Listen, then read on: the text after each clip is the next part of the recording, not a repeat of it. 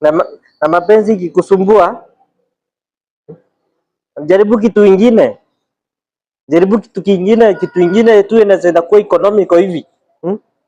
Jaribu kitu kingine pia yenye unaweza pata pesa ndio uweze kuingia kwa mapenzi na pesa. Jaribu hata kama ni kuosha watu mabati.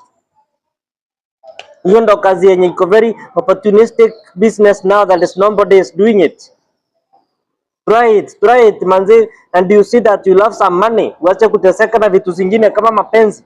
Upate pesa. Mtoto mdogo mwenye akili za mzee, maarifa teretere. Utapata pesa kijana, fuata maarifa yangu. Nonsense. Acha kukaa hapo ukisema mapenzi inaumiza nini? Tafuta pesa, osea watu mabati, na kuja uanzie na yangu nitakulipa. Sawa sawa. Welcome to my home. Nonsense. Pata pesa.